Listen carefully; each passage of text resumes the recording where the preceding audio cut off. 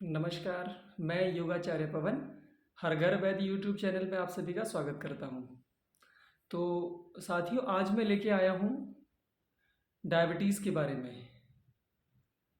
आज जो मैं उपचार बताने जा रहा हूँ तो वो है मधुमेह, डायबिटीज़ या शुगर की परेशानी के लिए, कि वो व्यक्ति जिनको शुगर रहती है वो अपने घर पर कैसे शुगर की प्रॉब्लम को कंट्रोल कर सकते हैं और उसको कैसे ख़त्म कर सकते हैं। तो इस टॉपिक पे आज मैं बात करने वाला हूँ। तो इसमें 3 चीज़ों का समावेश है। सबसे पहले तो मैं एक जो अपनी घर की जड़ी बूटी है या अपने घर की जो भी सामग्री है, हम उसके बारे में बात करेंगे, या आयुर्वेद इसको बोल सकते हैं, आयुर्वेद के बारे में बात करेंगे। उसके बाद फिर हम बात करेंगे योग की, फिर उसके बाद करेंगे हम बात अपने आहार की। तो ये 3 स्टेप में मैं बताने वाला हूँ। वीडियो थोड़ी सी बड़ी हो जाएगी। तो ये कंप्लीट सेट है। डायबिटीज़ को आप कैसे कंट्रोल कर सकते हो, कैसे उसको कंटिन्यू अपने ख़त्म कर सकते हो। तो सबसे पहले मैं बताने जा रहा हूँ आपको कि डायबिटीज़ को ख़त्म करने का ये मधुमेह नाशक चूर्ण हम कैसे बनाएं घर पर। तो उसके लिए हमें कुछ सामग्री लेनी होगी। सामग्री में क्या है आपको सब जानते हैं। तो जो डायबिटीज़ नाशक चूर्ण मैं आज बताने जा रहा हूँ आपको, उसको आपको थोड़ा सा ध्यान से सुनना है। तो हमने करना क्या है मधुमेह नाशक चूर्ण बनाने के लिए। देखिए, जामुन की गुठली, जामुन की गुठली लेनी है आपको। उनको कूट पीस करके उनका चूर्ण बना लेना है। उसके बाद करेले के बीज लेने हैं, उनको भी पीस करके आपको उनका चूर्ण बना लेना है। तत्पश्चात आपको नीम की निमोली लेनी है, उनका भी कूट करके चूर्ण बना लेना है। तेजपात का पत्ता जो होता है उसका भी आपको चूर्ण बना लेना है। फिर मेथी दाना, उसको भी पीस करके आपको उसका भी चूर्ण बना लेना है। फिर आपको लेना है लास्ट में, वो है बेलपत्र। बेलपत्र के पत्तों का भी आपको चूर्ण बना लेना है। सुखा करके पत्ते, उनका भी चूर्ण बना लेना है। ये आपके पास 5 चीज़ें हो गई हैं। अब इनकी मात्रा कितनी कितनी लेनी है। जामुन की गुठली का जो चूर्ण है आपको वो लेना है 100 ग्राम। नीम की निम्बोली का चूर्ण लेना है आपको 100 ग्राम। करेले के जो बीज हैं उनका जो चूर्ण आपने बनाया है वो भी लेना है आपको 100 ग्राम। तेजपात के पत्ते का जो चूर्ण बनाया है आपने वो भी लेना है आपको 100 ग्राम। मेथी दाने का जो चूर्ण बनाया है आपने वो भी लेना है 100 ग्राम। और जो बेल पत्र है उनके पत्तों का, जो बेल के पत्ते हैं वो बेल पत्र, उनका जो चूर्ण आपको लेना है वो लेना है 250 ग्राम। बाकी सबकी जो क्वांटिटी है, मात्रा है, वो 100 ग्राम है। बेल पत्र का जो चूर्ण है उनकी है 250 ग्राम। अब एक किसी कांच के बर्तन में, किसी जार में या प्लास्टिक की बोतल में, जैसे भी आपको अच्छा लगता है, उस सारे चूर्ण को मिक्स करके अच्छे से, ये 5 औषधियों के चूर्ण को मिला करके आप उसको एक डब्बे में बंद करके रख लीजिए। अब इसकी सेवन विधि क्या है वो आपको मैं बता देता हूँ। इसको आपको खाना कैसे है वो मैं बता देता हूँ आपको। तो आपने जो चूरन बना रखा है उस चूरन की जो क्वांटिटी आपको कितना लेना है, वो चूरन या कैसे खाना है उस चूरन को, तो उस चूरन को खाने का तरीका और मात्रा, अगर आप एडल्ट हैं तो आपको 2 चम्मच चूरन लेना है। 2 टीस्पून, 2 छोटी चम्मच चूरन लेना है। उस चूरन को भोजन से आधा घंटा पहले, खाना खाने से आधा घंटा पहले, या भोजन करने के कम से कम आधे घंटे बाद, तो कोशिश करें कि भोजन करने से आधा घंटा पहले आपको उस चूरन को, 2 चम्मच चूरन अपने मुंह में डाल देना है ऐसे ही। अब उसको डालकर अपनी जो मुंह के अंदर राल बनेगी, उस राल के साथ आपको उस चूरन को घुलने देना है। वो राल जब बनती रहेगी मुंह के अंदर चूरन के साथ, तो उस राल के साथ साथ चूरन को अंदर जाने देना है। ठीक, जब चूरन राल के साथ अंदर चला गया सारा का सारा, तब जाके आपको गुनगुना पानी ऊपर से पीना है, और उसके आधे घंटे तक कुछ नहीं खाना है। ये आपका इसका खाने का तरीका है। दिन में केवल 2 बार खाना है, सुबह और शाम। ये आपका आयुर्वेदिक जो नुस्खा है वो आपका तैयार है। अब मैं बात करता हूँ, इसको वैसे मधुमेह नाशक चूर्ण भी बोल सकते हैं आप, इस शुगर नाशक चूर्ण या, ठीक है। अब मैं अगर बात करता हूँ तो योग में अगर मैं इसकी बात करूँ तो योग में आपको एक काम करना पड़ेगा, प्रत्येक दिन 20 मिनट आपको डेली करना होगा। करना क्या है, आपको एक थेरेपी है, इसका नाम है पीटो थेरेपी। पीटो मतलब पीटना, तो यहाँ किसको पीटना है, 20 मिनट पीटना पड़ेगा, तो वो आप अपने आप को पीटेंगे। तो योग में आपको 20 मिनट डेली खुद को पीटना है। कैसे पीटना है वो मैं आपको बता देता हूँ। शुरुआत कैसे करेंगे और कहाँ तक करेंगे और कितनी बार पीटना है। अब जैसे मान लो आपका ये हाथ है, तो इस हाथ पर आपने यहाँ आपने पीटना शुरू किया, यहाँ से, ये फिंगर्स हैं, यहाँ से पीटना शुरू किया, तो एक बार एक जगह पर कम से कम 9 बार टैप करेंगे, मतलब 9 बार, 1 2 3 4 5 6 7 8 9, इतना हो गया। उसके बाद यहाँ 1 2 3 4 5 6 7 8 9, इस तरह से आपको पीटना है।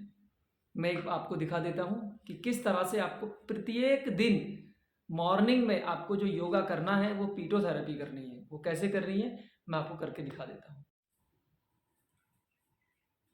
आपको क्या करना है, आपको आप इस तरह से हो जाएंगे और यहाँ से शुरू करेंगे, ये जो भाग है हमारा यहाँ, और बोथ हैंड आपको पीटना है अपने आप को।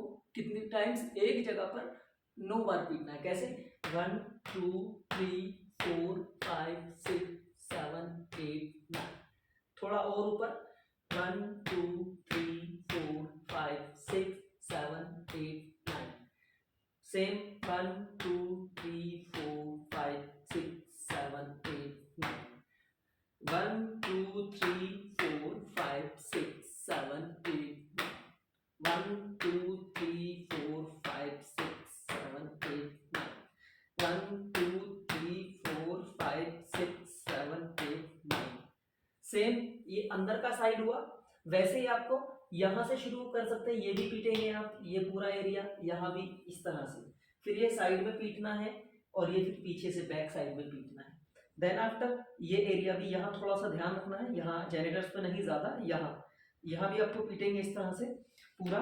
देन आफ्टर आपको बैक भी पीटना है यहाँ इस तरह से, और ये पूरा, ये सब पीटना है, पूरी बॉडी को आपको पीटना है इस तरह से। आपको ये सेम यहाँ से पूरा बॉडी को इस तरह टैप करते चले जाना है, एक जगह पर 9 टाइम्स, 1 2 3, और अच्छे से पीटना, लगना चाहिए आपको चोट, यहाँ यहाँ यहाँ ऐसे पूरा। पहले ये अपर साइड, फिर लोअर साइड, फिर साइड्स, है ना, ये इस तरह से पूरा बॉडी। वैसे ही सेम यहाँ, फिर यहाँ, फिर यहाँ, ये पूरा पीटना है, शोल्डर्स ये, ठीक है ना, ये। फिर उसके बाद अपने यहाँ 1 2 3 पूरा, ये हेड वेड पूरा अच्छे से टैप करना है, पूरा अच्छे से पीटना है। डेली आपको 20 मिनट ये एक्सरसाइज करनी होगी, रोजाना ये करना है आपको। सबसे पहले आपको आयुर्वेद में वो चूर्ण आपका तैयार करके रख लेना, और उस चूर्ण का जो सेवन है आपको नियमित 3 महीने तक करना है। ये 3 महीने का कोर्स है आपका, 3 महीने तक वो चूर्ण खाना है और ये एक्सरसाइज करनी है, ठीक है। ये हो गया आपका योग में। अगर आप योग में कोई एक्सरसाइज वगैरह अगर कर सकते हैं, जैसे मंडूकासन है, वो कर सकते हैं। अब क्या करना है, अब आती है डाइटिंग। डाइटिंग का आपको विशेष रूप से ध्यान रखना है। क्या करना है वो मैं बता देता हूँ। अगर मैं यहाँ डाइटिंग की बात करूँ आपको, तो आपको अपनी डाइटिंग पे थोड़ा सा ध्यान देना होगा। आपको जैसे अगर आलू खाने का मन है, वैसे शुगर में डॉक्टर बोलते हैं कि आलू नहीं खाना चाहिए, तो आपको आलू भुना हुआ खाना चाहिए, ना कि उबला हुआ। अगर आपको शुगर में शकरकंद खाने का मन है तो शकरकंद खा सकते हैं, बट बॉइल्ड नहीं, भुना हुआ। सिंगाड़ा खाने का मन है, खा सकते हैं, बट भुना हुआ। तो यहाँ आपको थोड़ा डाइटिंग पे ध्यान देना है।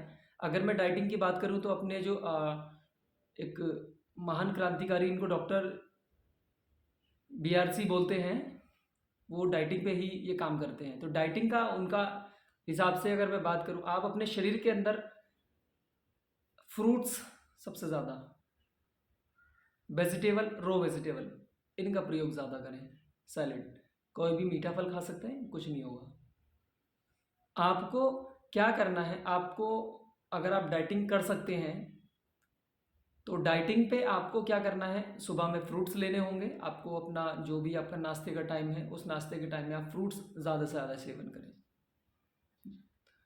और 4 से 5 तरह के फ्रूट्स आप ले सकते हैं। वेजिटेबल का यूज़ करें अपने खाने में, रो वेजिटेबल का सलाद ज़्यादा से ज़्यादा खाएं। आपको क्या नहीं खाना है परहेज में, आपको अगर इसके तुरंत परिणाम चाहिए, आपको रिजल्ट मेरे को तुरंत चाहिए, तो रिजल्ट के लिए आपको कुछ चीज़ें आपकी अपनी रसोई से बंद करनी पड़ेंगी। जैसे जो हम लोग खाते हैं ना नमक, आयोडीन युक्त नमक, डायबिटीज़ वालों उसको बंद कर देना चाहिए आपको। उसके स्थान पर आपको सेंधा नमक का प्रयोग करना चाहिए। मैदा वाली चीज़ें बिल्कुल पूर्णतः बंद। अगर आप सच में डायबिटीज़ से पीड़ित हैं और आप चाहते हैं तो बाज़ार की कोई भी जो डिब्बा बंद चीज़ है वो आपके लिए बिल्कुल नहीं, चाहे वो कोल्ड ड्रिंक हो या बिस्किट हो, कोई भी डिब्बा बंद चीज़ आपके लिए नहीं है। तली भुनी चीज़ें पूर्णतः बंद आपके लिए। मैदा वाली चीज़ें जो मैदा से बन रही है वो आपके लिए पूर्णतः बंद है। आप ये करिए। अपने किचन को तो सुधार सकते हैं आप। अपना सबसे पहले आप जो नमक खाते हैं उसको चेंज करो, उसके स्थान पर जो सादा नमक खाते हैं आप उसके स्थान पर सेंधा नमक का प्रयोग करो। अगर घर में रिफाइंड यूज़ होता है तो उसको चेंज करो, रिफाइंड नहीं चाहिए। तेल भी सरसों का खाएं तो आप तेल किसी भी चीज़ का ले सकते हैं, लेकिन वो कोल्हू से पिल के आना चाहिए। मतलब ये है कि आप अगर कोई डब्बे का बंद, अगर आप मान लो कि वो बैल कोल्हू का तेल या किसी और चीज़ का तेल आप ले रहे हैं तो उस पर लिखा है ना रिफाइंड। रिफाइंड का मतलब तो आप समझ गए वो क्या हो गया, रिफाइंड। और ये नहीं करना चाहिए आपको। इन चीज़ों को थोड़ा सा आप अपना बदल दीजिए, तो आप यकीन मानिए अगर जो लोग इंसुलिन भी ले रहे होंगे ना तो धीरे धीरे वो सब बंद हो जाएगा। बस आप ये 3 काम कर लीजिएगा, आपकी डायबिटीज़ 3 महीने में पूर्णतः ख़त्म हो जाएगी। और सबसे पहला काम जो है आपको आज से बंद कर देना है। ये सोचना, जिस दिन से आप ये चूर्ण खाना शुरू करें, या मैं तो ये कहूँगा कि आज से ही ये बंद कर दें। आप वीडियो अगर पूरा देखने के बाद आपको लगता है कि मेरी डायबिटीज़ ख़त्म होगी, तो पहली बात तो ये सोचना बंद कर दें कि मेरे को डायबिटीज़ है, आपको शुगर है। जब तक इसकी टेंशन लोगे, आपको शुगर है, तो फिर मैं भी ठीक नहीं कर पाऊँगा। तो आपसे विनम्र निवेदन है कि आप ये सोचना बंद कर दें कि आपको शुगर है। मस्त रहेंगे, हंसते रहें, मुस्कुराते रहें, और यकीन मानिए आपकी 3 महीने में आपको अंदाज़ा नहीं होगा कि बिना किसी डॉक्टर के पास जाए आपको इतने अच्छे परिणाम मिलेंगे और आप इतने अच्छे हो जाएंगे, कुछ भी खा पी सकेंगे। तो आप अपने बस कुछ चीज़ें रसोई की चेंज कर दीजिए, और जो आपको बताया गया कृपया नियमित रूप से ये करिए। मुझे आशा है कि आप अवश्य ठीक हो जाएंगे। उसी के साथ आप स्वस्थ रहें, मस्त रहें और व्यस्त रहें। धन्यवाद।